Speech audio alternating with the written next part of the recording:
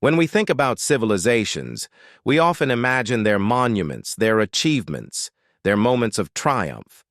But every complex society that has ever existed has also faced a quieter challenge: the need to maintain balance between what it extracts from its environment and what that environment can sustain. This is a story not of dramatic collapse, but of gradual imbalance. Consider the Maya civilization of Central America. Between roughly 250 and 900 CE, Maya city-states built elaborate urban centers throughout the lowland forests of what is now Guatemala, Belize, and southern Mexico. Their cities featured stone pyramids, intricate water management systems, and populations that sometimes reached tens of thousands. But these achievements required resources: stone for construction, wood for fires and buildings, fertile soil for agriculture, and above all, reliable rainfall in a region where dry seasons could be severe. Evidence from lake sediments and ancient pollen suggests that Maya populations grew steadily for centuries. As cities expanded, forests were cleared for farmland and fuel. Researchers estimate that by the late Classic period, some regions had lost much of their tree cover. Without forest canopy, soils eroded more quickly during rains. Water absorption decreased. Local climates may have become drier. At the same time, the archaeological record shows increasing investment in monuments and royal complexes. Resources flowed toward displays of power rather than agricultural infrastructure. The administrative costs of maintaining these city-states continued to rise. Then, between roughly 800 and 900 CE, something shifted. Construction slowed in many major cities. Populations declined. Some urban centers were gradually abandoned. Historians suggest this was not a sudden catastrophe, but a convergence of pressures. Climate data indicates that the region experienced several severe droughts during this period. A society that had already stressed its agricultural base found itself less able to absorb these shocks. When crops failed, there was less surplus to fall back on. Trade networks weakened. Political authority fragmented. This pattern appears elsewhere in history as well. The Roman Empire in its western provinces faced similar challenges of balance. By the 3rd and 4th centuries CE, the empire had expanded to govern an enormous territory.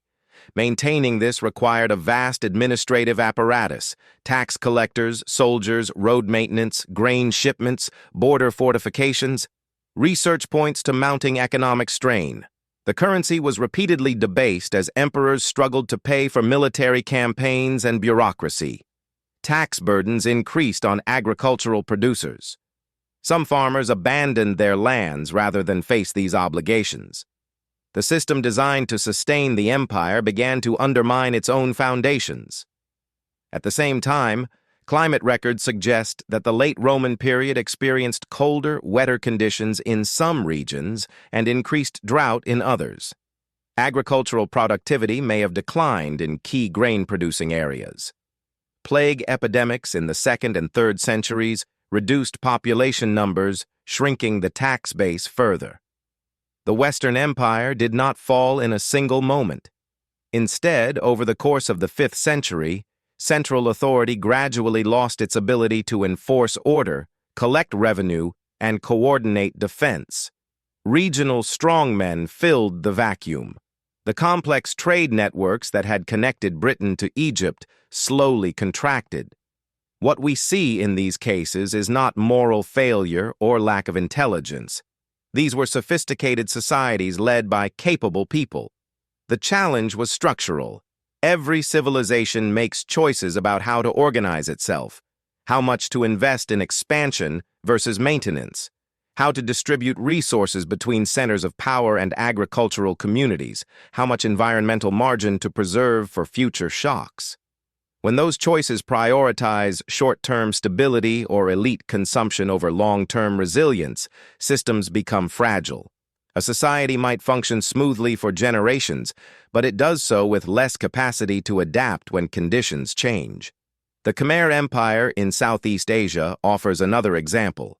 Centered at Angkor, it developed one of history's most elaborate hydraulic civilizations.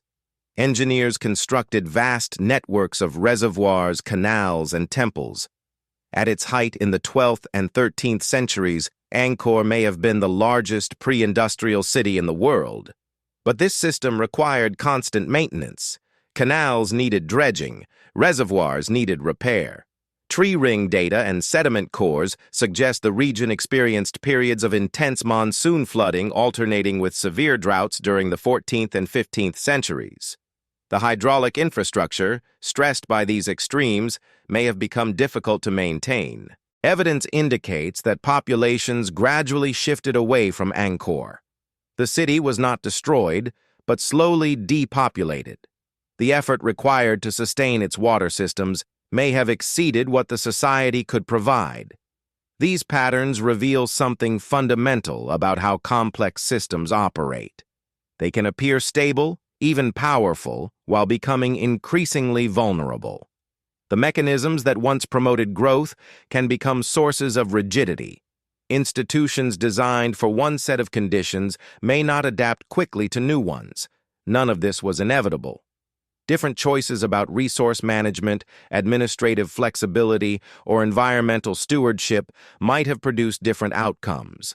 But once certain paths were established, they created their own momentum, making change more difficult even when problems became visible.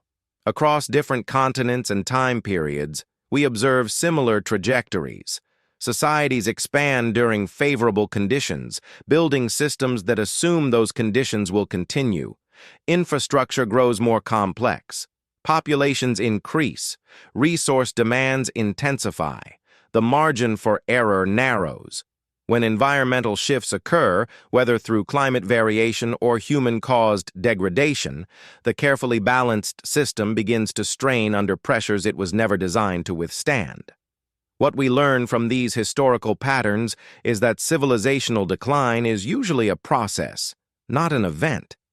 It results from accumulated stresses, from systems pushed beyond their sustainable limits, from the slow erosion of the margins that once provided resilience. The great achievements we remember were real, but they existed alongside vulnerabilities that would, over time, prove difficult to overcome. The evidence suggests that balance, once lost, is not easily regained.